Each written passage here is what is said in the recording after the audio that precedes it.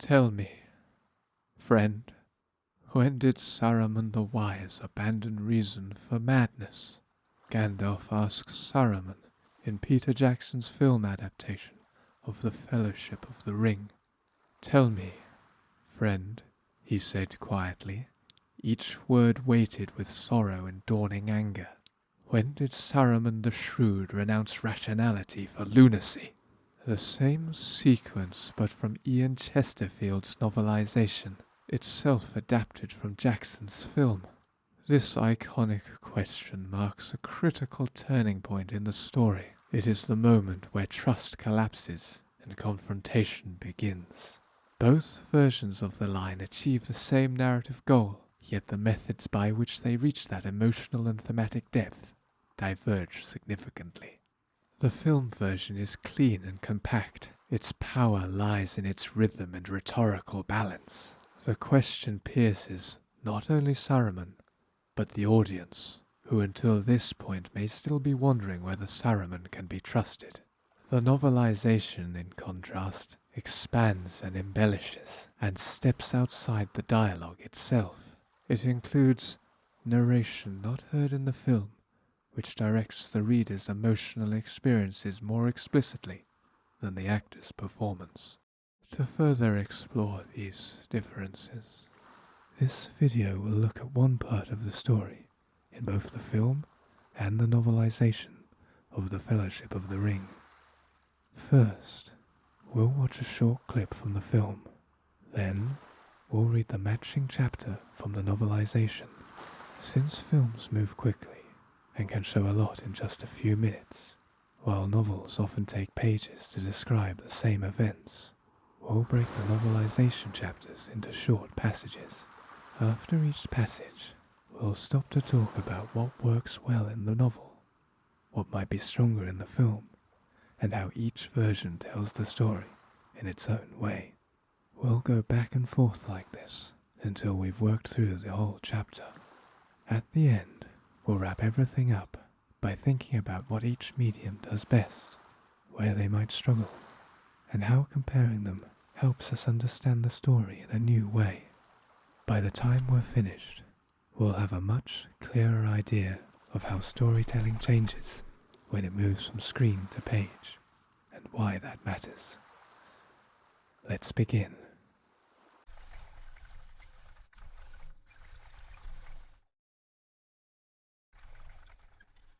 This is it.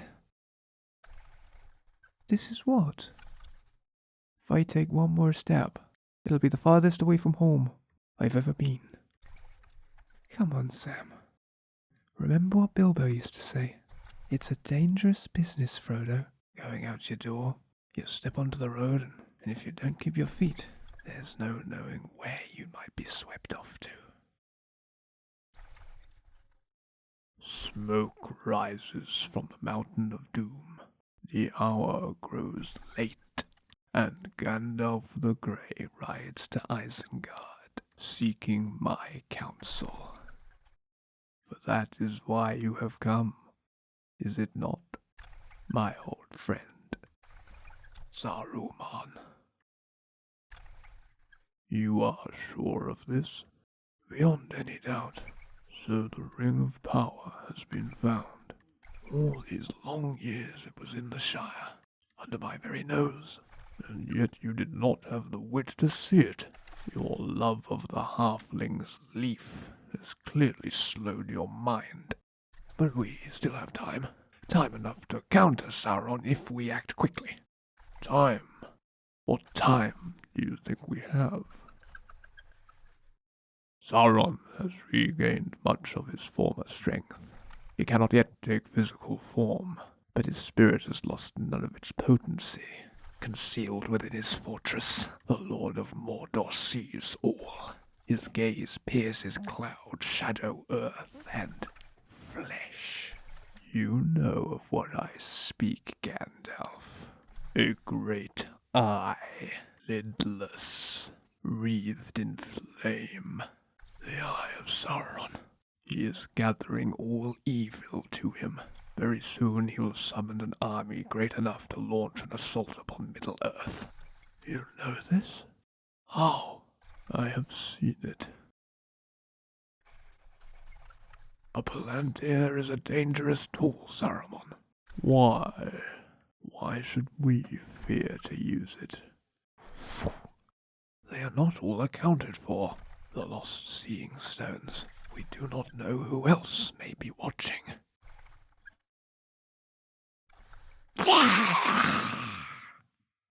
The hour is later than you think. Sauron's forces are already moving. The Nine have left Minas Morgul. The Nine? They crossed the River Isen on Midsummer's Eve, disguised as riders in black. They've reached the Shire. They will find the ring and kill the one who carries it. Frodo.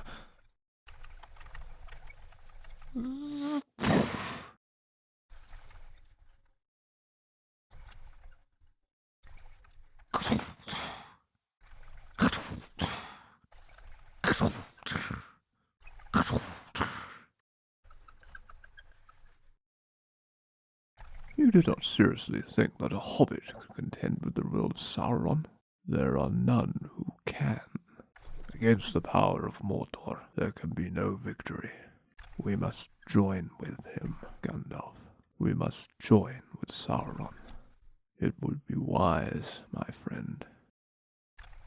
Tell me, friend, when did Saruman the Wise abandon reason for madness?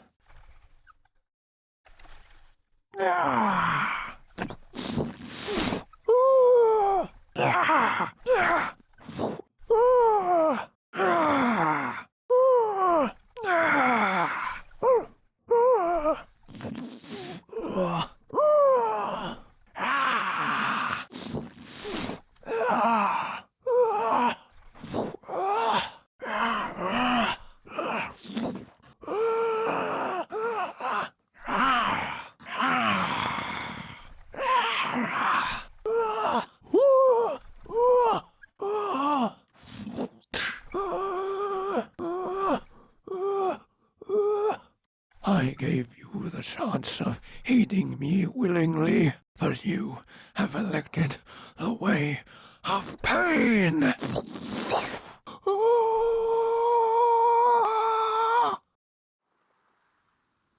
Next, we'll read the first passage from the chapter of the novelization, and then compare and analyze the differences.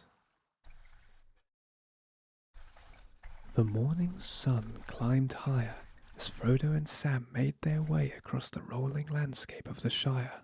They followed no path, instead cutting directly across country as Gandalf had advised. The familiar green hills and meadows took on a strange quality now. These were the same fields and woods they had known all their lives, yet with each step they were becoming travellers rather than inhabitants. They waded through a shallow stream, the cold water swirling around their ankles, refreshing after hours of walking. Sparkles of sunlight danced on the rippling surface as tiny fish darted away from their passing shadows. On the opposite bank, they paused to rest and refill their water skins with the sweet, clear water. By midday, hunger compelled them to stop in a small glade surrounded by birch trees. Sam, ever practical, quickly gathered dry twigs and kindling, demonstrating a natural skill at wilderness survival that surprised even himself. Within minutes, he had a small fire crackling merrily. "Nothing fancy today, Mr. Frodo," he apologized as he set their small kettle over the flames. "Just tea and some of those seed cakes we packed. We should save the heartier provisions for when we're truly beyond familiar lands." Frodo nodded absently, his eyes drawn to the distant smudge of smoke rising from a farmhouse chimney, the last visible sign of hobbit habitation.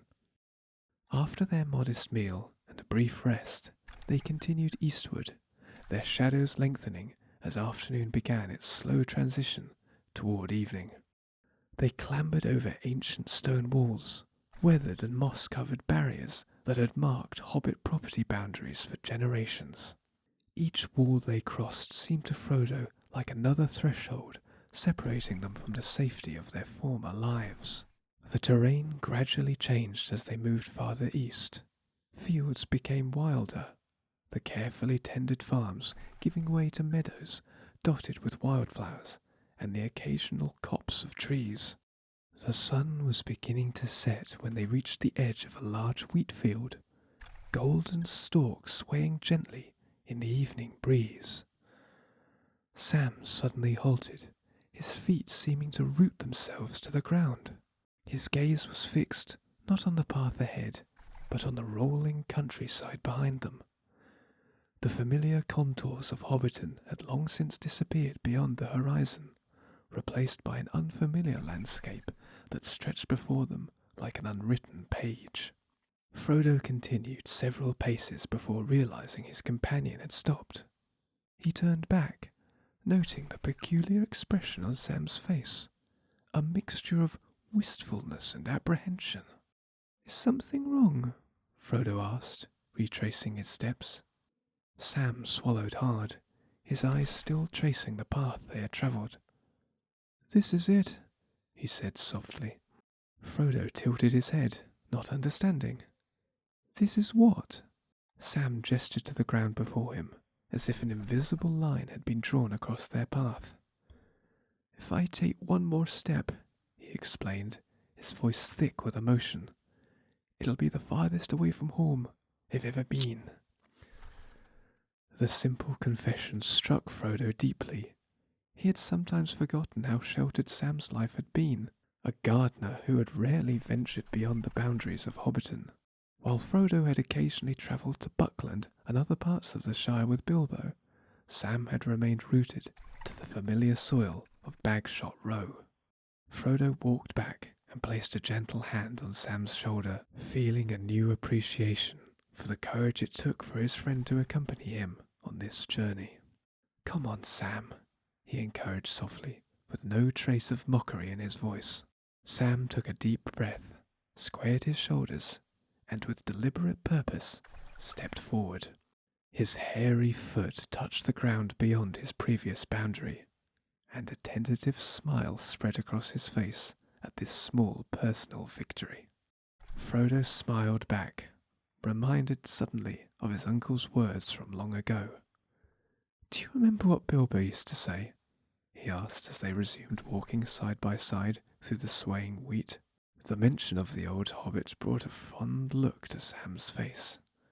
He had always admired Mr. Bilbo, with his strange ways and wonderful tales. "He had a saying about roads and journeys," Frodo continued, the memory of his uncle's voice clear in his mind. "He told me once that venturing beyond your front gate is a perilous endeavour, and when you start along the path, you better watch your footing, or else it's anyone's guess where you might end up." The words hung in the air between them as they crested a small hill. Before them lay an expanse of countryside they had never seen before, new territory, the first of many unknown lands they would traverse. The setting sun cast long shadows across the landscape, painting the world in hues of amber and gold. In that moment, despite the danger that had driven them from home and the uncertainty that lay ahead, both hobbits felt a small, unexpected spark of excitement kindle within them. They were on an adventure now, just like the ones in Mr. Bilbo's tales, venturing into the wide world beyond the safe boundaries of the Shire. This opening passage from the novelization makes great use of the written medium's strengths. As Frodo and Sam walk further from home, the novel draws attention to the psychological terrain they're also crossing.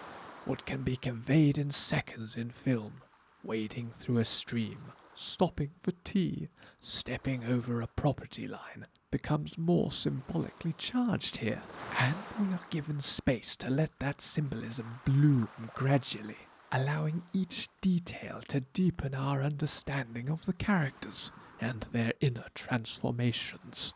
The emotional heart of the scene, Sam's line, quote, "If I take one more step," end quote, is delivered with quiet gravity that prose is uniquely suited to enrich. It carries weight because the narrative has been carefully preparing us for this moment by tracking Sam's attentiveness to meals, his rootedness in domesticity, and the way his eyes linger on the landscape behind them. The impact of his statement arrives not just because of what he says, but because we as readers feel the miles that led to it, feel how his life has been limited, and how courage sometimes looks like nothing more than taking a single deliberate step. Where the passage can be said to falter, however, is in pacing. Its devotion to texture and emotional shading does slow the narrative's progression when compared to the film. A reader looking for action or a sense of forward momentum might feel the story meandering. Much of the passage is composed of gentle observation, the glint of sun on water, the warmth of a small fire, the slow transition of farmland to wilderness. While this creates atmosphere and mood, it does not generate the same urgency we saw in the movie. Film, with its editing, sound design, and visual economy, is able to convey all of this in a few seconds. The novelization, by contrast, invests paragraphs. Let's continue. Far to the south, Gandalf rode as if pursued by the very shadows themselves. His grey robes billowed behind him as his mount's hooves thundered across the plains. For 3 days he had barely stopped to rest, pushing on through fatigue that made his bones ache and his eyes burn. He skirted the ancient forest of Fangorn, a dense wilderness of gnarled trees that few travellers dared enter. Even in his haste, Gandalf felt the watchful presence of the forest at his back, like eyes peering out from beneath a tangle of roots and branches. But he had no time for such concerns now. Ahead, nestled in a basin at the foot of the misty mountains, rose his destination, a single black spire piercing the sky like an obsidian needle. Orthanc, the Tower of Isengard, home to the head of his order and the wisest of the Astari, Saruman the White. Gandalf passed through the great ring wall of stone that encircled Isengard, a perfect circle, a mile from rim to rim, enclosing gardens of rare beauty. Streams flowing down from the mountains nourished lush trees and flowering plants from lands far beyond the borders of Middle-earth. It was a place of learning and contemplation, and in years past, Gandalf had found peace within these walls. Today, however, his heart was too troubled for such appreciation. He urged his weary horse forward, towards the strange tower that dominated the centre of the circle, a structure not built but carved from a single massive column of black stone that had existed since the world was young. As Gandalf approached the foot of the Orthanc stairs, a tall figure in flowing white robes descended to meet him. Saruman the White moved with the deliberate grace of one who had never known the need for haste, his long beard and hair pristine against robes that seemed to capture and reflect the light around him. "Smoke rises once more from Mount Doom," Saruman called down, his deep voice resonant with power and wisdom. "The hour grows late, and Gandalf the Grey seeks my counsel." A thin smile appeared beneath his beard. "For that is why you have come, is it not, my old friend?" Gandalf dismounted, every muscle protesting as his feet touched the ground. He moved towards Saruman with barely concealed urgency, the dust of the road clinging to his travel-worn garments. "Saruman," he acknowledged, restraining himself from blurting out his news immediately. Such matters demanded proper discourse, even in dire times. They walked together beneath the shade of Isengard's trees, two figures so similar, yet so different, one gleaming white and immaculate, the other grey and weathered by the world he had chosen to wander. "You are certain of this?" Saruman asked after Gandalf had related all that had transpired in the Shire. Beyond any doubt, Gandalf confirmed grimly. I have seen the inscription appear in the fire myself. Saruman's pace slowed as he absorbed this. Then it is true. The One Ring has been found. All these long years it was in the Shire, Gandalf said, shaking his head in disbelief. Under my very nose, and I sensed nothing of its presence. Saruman cast him a sidelong glance, a subtle note of condescension entering his voice. Your fondness for the halfling's leaf has clearly dulled your senses. Such oversights are concerning, Gandalf. Gandalf paused, bristling slightly at the rebuke, but unwilling to engage in old disagreements. That may be so, he conceded reluctantly, but we still have time enough to counter Sauron if we act with haste. Time. Saruman stopped abruptly, turning to face his fellow wizard with an expression of incredulity. What time do you imagine we have? They had reached a small antechamber within the tower, a space cluttered with ancient texts and artifacts collected over countless centuries. Saruman gestured for Gandalf to sit at a table strewn with open books and unfurled maps. Saruman has already regained much of his former strength, Saruman continued, his voice taking on a note of grim authority. Though he cannot yet assume physical form, his spirit has lost none of its potency. Concealed within the fortress of Barad-dûr, the Lord of Mordor sees all that transpires across Middle-earth. He leaned forward, his intense gaze boring into Gandalf. His sight pierces cloud, shadow, earth, and flesh alike. You know of what I speak, Gandalf. Gandalf felt a chill pass through him as he met Saruman's eyes. The Eye of Sauron, he murmured. Even now he gathers all evil to his side, Saruman said. Very soon he will have amassed an army powerful enough to sweep across Middle-earth like a plague. Gandalf studied his old friend with growing concern. You know this with such certainty? How? A shadow of something, hesitation, pride, crossed Saruman's face. I have seen it. Without further explanation, he rose and strode deeper into the tower. Gandalf followed, unease building within him, as they entered a circular chamber at the heart of Orthanc. At its centre stood a stone pedestal upon which rested a spherical object covered by a dark cloth. Gandalf's breath caught in his throat as understanding dawned. A palantir is a dangerous tool, Saruman. With a flourish, Saruman pulled away the cloth, revealing a perfect orb of dark crystal. Its surface seemed to swirl with shadows and distant lights, like stars seen through a veil of smoke. Why? Saruman challenged, a fever-bright intensity in his eyes. Why should we fear to use it? Gandalf took an involuntary step back. The seeing stones are not all accounted for. We cannot know who else may be watching when one looks into the palantir.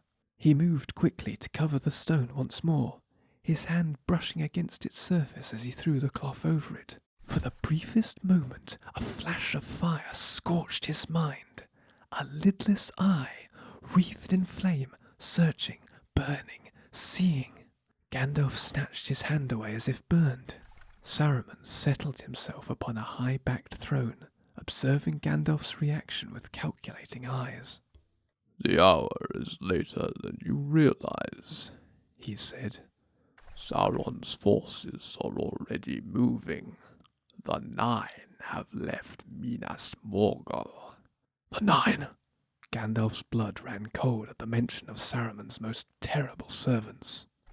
They crossed the River Ison on Midsummer's Eve, Saruman continued with unnerving calm, disguised as riders in black. Alarm seized Gandalf as the implications became clear. Have they reached the Shire? Saruman shrugged, an oddly casual gesture given the gravity of their discussion. They will find the ring, he said, and they will kill the one who carries it. Frodo! Gandalf gasped. Without another word, he turned toward the door, his only thought to reach the hobbit before it was too late. But the heavy door slammed shut before he could reach it. Gandalf froze, then slowly turned back to Saruman, who had not moved from his seat. He tried another door. It too crashed closed as he approached, then another and another, each sealing itself against his escape. You did not seriously believe that a halfling could contend with the will of Sauron? Saruman's voice had changed, taking on a harder edge that Gandalf had never heard before. There are none who can. Gandalf stared at his old friend and mentor, seeing him truly for the first time since his arrival. Against the powers of Mordor, Saruman continued, there can be no victory. We must join with him, Gandalf. His eyes gleamed with fervent conviction. We must join with Sauron. It would be wise, my friend. Gandalf's fingers tightened around his staff. Tell me, friend, he said quietly, each word weighted with sorrow and dawning anger. When did Saruman the Shrewd renounce rationality for lunacy? The words hung in the air between them for a heartbeat, a declaration of defiance that both knew could not be withdrawn. Saruman's face contorted with rage. With a violent gesture, he unleashed a blast of invisible force that slammed Gandalf against the far wall. The grey wizard found himself pinned there, feet dangling above the floor, pressed by a power that threatened to crush the breath from his lungs. With a supreme effort of will, Gandalf wrenched himself free, swinging his staff in a wide arc that sent a shockwave towards Saruman. The white wizard was hurled backward, his perfect robes billowing as he crashed into his throne. What followed was no mere disagreement between colleagues, but a battle between two of the most powerful beings in Middle-earth. The air crackled with energy as they hurled themselves at one another, each blow shaking the very foundations of Orthanc. Ancient artifacts shattered, books burst into flame, and the walls themselves seemed to groan under the assault of their unleashed power. Gandalf, already weary from his long journey, felt his strength beginning to ebb. Saruman seemed to sense this weakness, pressing his advantage with renewed ferocity. A particularly brutal assault sent Gandalf sprawling across the stone floor, his staff spinning from his grasp. Before he could recover, the staff flew across the chamber into Saruman's waiting hand. The white wizard now stood triumphant, wielding both his own staff and Gandalf's, a double portion of power focused on the defenseless grey figure before him. I gave you the chance to aid me willingly, Saruman said, his voice cold and merciless, but you have elected the way of pain. Gandalf looked up into the face of his old friend and saw nothing of the wise leader he had once respected. With a gesture from both staffs, Saruman sent Gandalf into a sickening spiral. Up and up he went, flying against nature's laws toward the ceiling of the chamber. Through a trap door he passed, rising higher and higher through the central shaft of Orthanc, until he was flung onto the pinnacle of the tower, a flat space open to the elements, surrounded on all sides by a sheer drop to certain death hundreds of feet below. The trapdoor sealed itself with a resounding thud, leaving Gandalf alone beneath the cold, uncaring stars, imprisoned at the summit of Isengard by one he had once called friend. One of the strengths in this passage lies in the depth of internal perspective it offers, an asset unique to prose. Through language alone, we are brought directly into Gandalf's mind, feeling his physical exhaustion, his apprehension, and his dawning horror as the meeting with Saruman turns from collegial reunion to betrayal. The narrative voice is not merely showing us what Gandalf does, but what he feels and thinks, offering a psychological depth that the film, which externalizes Gandalf's emotion through acting and direction, can only hint at. The descriptive power also allows for luxuriant world building. The passage doesn't just tell us that Isengard is a beautiful enclosed valley. It unfolds its imagery slowly, describing streams, trees from distant lands, the black spire of Orthanc as an obsidian needle, and the watchful presence of Fangorn Forest. These details provide both texture and atmosphere, expanding the sensory and emotional landscape far beyond what the camera lens quickly pans over. Even Saruman's robes are not just white. They, quote, seem to capture and reflect the light around him, end quote. An evocative metaphor that adds mythic weight to his appearance and foreshadows his complicated relationship with light and darkness. However, this same detail-rich narration can occasionally slow the pacing, where the film condenses the journey, the tower's description, and the betrayal into a taut 5-minute sequence driven by visuals and sound. The prose version lingers, at times approaching indulgence. For a reader already familiar with the story, this level of exposition can feel redundant or overly spelled out. The energy of the confrontation between Gandalf and Saruman is high, but it competes with the need to narratively justify and describe every shift in tone, every flick of the eye, and every architectural feature. Ultimately, this chapter from the novelization enriches the story through detail and introspection, drawing out layers of meaning and character development that film must suggest through other means. It occasionally falters in pacing or subtlety, but rewards the reader with a deeper emotional and philosophical experience. Where film captures the spectacle and immediacy of the moment, prose lingers, reflects, and expands.